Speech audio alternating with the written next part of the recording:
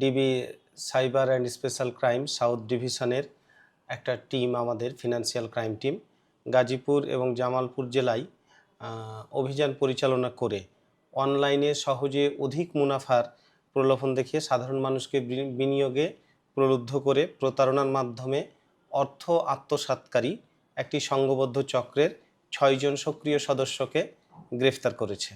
আচ্ছা, বাড্ডা থানায় রুজুকৃত সাইবার সুরক্ষা আইন 2026-এর একটা মামলা রুজু হয় এবং সেটার এজাহার এবং প্রাপ্ত তথ্য উপাত্ত পর্যালোচনা করে আমরা দেখি যে একটা সংঘবদ্ধ প্রতারক চক্র অনলাইনে সহজ আয়ের প্রলোভন দেখিয়ে আসুন্না ফাউন্ডেশন এবং শায়ক আহমদুল্লাহ এর নাম, ছবি ও পরিচিতি ব্যবহার করে ভুয়া ওয়েবসাইট ও ফেসবুক পেজ তৈরি করে বিভিন্ন ধরনের বিজ্ঞাপন প্রচার করে আসছিল।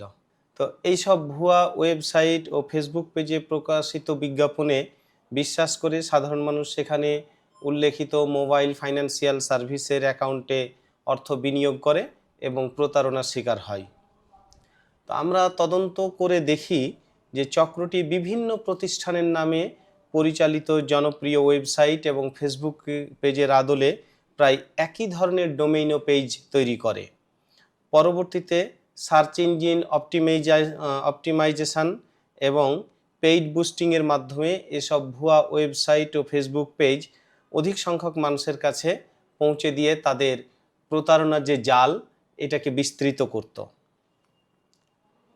আমরা যেসব গোয়েন্দা তথ্য পাই এ সংক্রান্তে এবং বিভিন্ন প্রযুক্তিগত বিশ্লেষণের মাধ্যমে প্রথমে গাজীপুর থেকে এই চক্রের 2 জন সদস্যকে গ্রেফতার করা হয় এবং পরবর্তীতে এই 2 জনের কাছ থেকে আমরা যে সব তথ্য উপাত্ত পাই সেটার ভিত্তিতে জামালপুর জেলার সরিষাবাড়ি থানাধীন তারাকান্দা ফাঁড়ির পিংনা ইউনিয়নে অভিযান পরিচালনা করে আরও 3 জনকে গ্রেফতার করা হয়।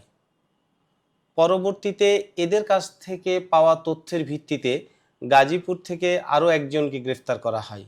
এভাবে এই অভিযানে আমরা মোট 6 জনকে গ্রেফতার করি। আমরা এ পর্যন্ত এই অভিযানের ফলাফল এবং প্রাথমিক অনুসন্ধানের মাধ্যমে যতটুকু জানতে পারছি, এই সংঘবদ্ধ চক্রটির কার্যক্রমের মূল কেন্দ্র জামালপুর জেলার সরিষাবাড়ি থানাধীন পিংনা ইউনিয়নের কুমারপাড়া গ্রাম।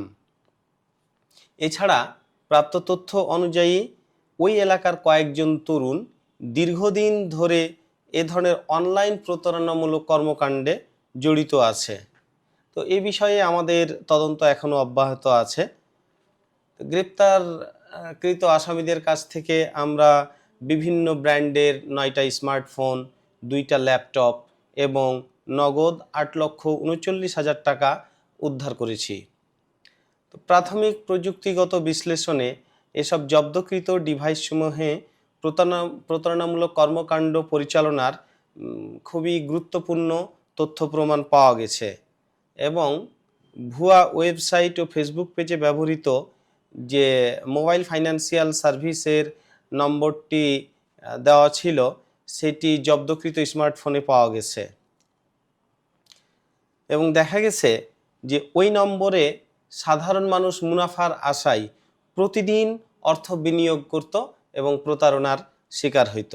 আমি শুরুতেই যেমন বলেছিলাম যে এদের বিরুদ্ধে সাইবার সুরক্ষা আইন 2026-এর সংশ্লিষ্ট ধারায় মামলা রুজু রয়েছে এবং তাদেরকে এখন আমরা বিজ্ঞ আদালতে প্রেরণ করব এবং এই ঘটনার সাথে জড়িত এই চক্রের আরও যারা সদস্য আছে সেগুলো তদন্তের মাধ্যমে এদেরকে ধরার জন্য আমাদের এই অভিযান অব্যাহত থাকবে।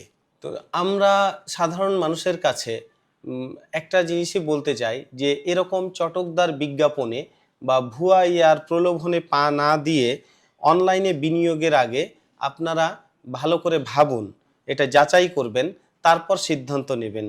মানে শুধু অধিক মুনাফার ফাঁদে পড়ে বা লোভের বশীভূত হয়ে মানে যাচাই না করে বিনিয়োগ করতে গিয়ে কিন্তু আমরা দেখেছি যে বিভিন্ন সময় মানুষ প্রতারণার শিকার হচ্ছে। তো সেই জায়গাগুলো থেকে আমাদের একমাত্র সচেতনতা এবং প্রকৃত যাচাই বাছাই পারে এইভাবে ভিকটিমাইজ হওয়া থেকে বা প্রতারণার শিকার হওয়া থেকে বাঁচাতে। তো আশা করি সবাই এই বিষয়ে সচেতন থাকবেন। ধন্যবাদ।